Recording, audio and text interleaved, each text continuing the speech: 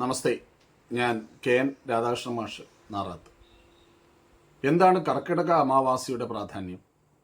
പതിനായിരക്കണക്കിന്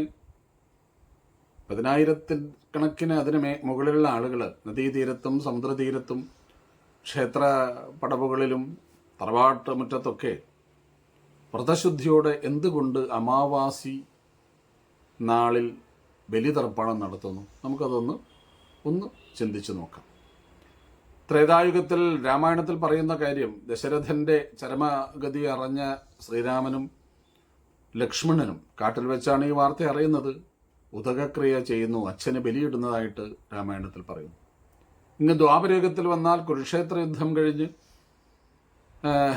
മരിച്ച എല്ലാവർക്കും വേണ്ടി കുന്തിദേവി ഒക്കെ അവിടെ വന്ന് പറയുന്നുണ്ട്, കർണൻ ഉൾപ്പെടെയുള്ള ആളുകൾക്ക് വേണ്ടി ശ്രാദ്ധം യുധിഷ്ഠിരാദികൾ അനുഷ്ഠിക്കുന്നു എന്ന്. അപ്പോൾ അതിപുരാതന കാലം മുതൽ തന്നെ ബലി, പിതൃതർപ്പണം വളരെ ശ്രേഷ്ഠമാണെന്ന് കാണാം. ചന്ദ്രമണ്ഡലത്തിൽ ചന്ദ്രൻ്റെ ഒരു ഭാഗം മനുഷ്യന് ദൃഷ്ടിഗോചരമല്ല, ഒരു ഭാഗം നമുക്ക് ഒരിക്കലും കാണാൻ കഴിയില്ല. ആ ഭാഗത്താണ് പിതൃലോകം എന്ന് പുരാണങ്ങൾ പറയുന്നു. ഇവിടെ ഒരു മനുഷ്യൻ മൃതനായാൽ അത് പ്രേതമായി മാറൂ എന്നും വിധിയാമണ്ണം ബലികർമ്മങ്ങൾ അനുഷ്ഠിച്ച് പ്രേത ആത്മാവ് പിതൃലോകത്തേക്ക് പോകും. പിതൃലോകത്തേക്ക് പ്രവേശനം ലഭിക്കണമെങ്കിൽ പ്രേതത്തിന് ബലികർമ്മങ്ങൾ വേണമെന്നും ഗരുഡപുരാണം ഒക്കെ പറയുന്നുണ്ട്. അങ്ങനെ പിതൃലോകത്തിൽ എത്തിയ ആത്മാവ് ഉത്തരധ്രുവീയരായിരിക്കും എന്നും പുരാണങ്ങൾ പറയുന്നു. ഉത്തരധ്രുവത്തിലാണ് ദേവന്മാരൊക്കെ ഉള്ളത്.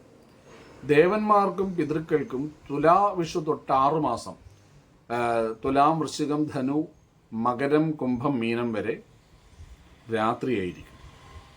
ഇപ്പോൾ രാത്രി കഴിഞ്ഞിട്ട് മേടവിഷുവിനാണ് അവരുടെ പകല് തുടങ്ങുന്നത്.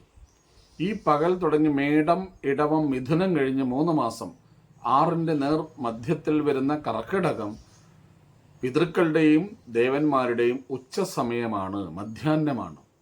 അപ്പോൾ നമ്മളിവിടെ അവർക്ക് നൽകുന്ന ഈ തർപ്പണം അവർക്ക് നൽകുന്ന ഉച്ചയൂണാണ് എന്ന് പറയാം. ഉച്ചയൂണിന് പ്രിയപ്പെട്ട സുഹൃത്തുക്കളായ പിന്മുറക്കാരിൽ നിന്ന് ഒരു ഉരുള ചോറ് കിട്ടുന്നത് അവർക്ക് വളരെ സന്തോഷമുള്ള കാര്യമാണ്. നമ്മുടെ ഏത് കർമ്മത്തിനും പിതൃക്കളുടെ ദേവതകളുടെ അനുഗ്രഹം ഉണ്ടാവണം.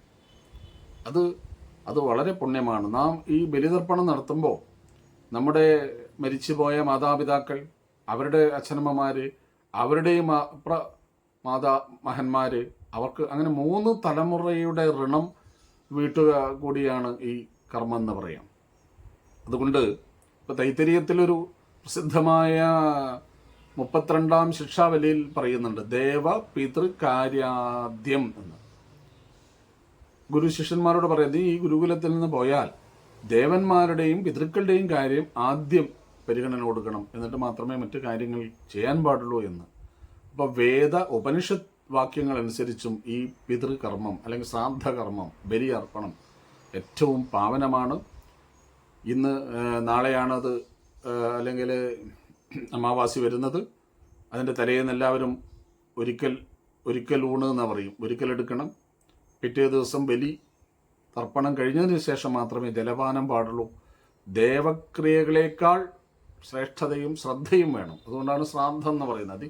ശ്രദ്ധയോടെ ചെയ്യുന്ന, ആ സൂക്ഷ്മ ശരീരികളായിട്ട് അവർ വന്ന് നമ്മുടെ കർമ്മം സ്വീകരിക്കും. അവരുടെ അനുഗ്രഹം ഉണ്ടാവും.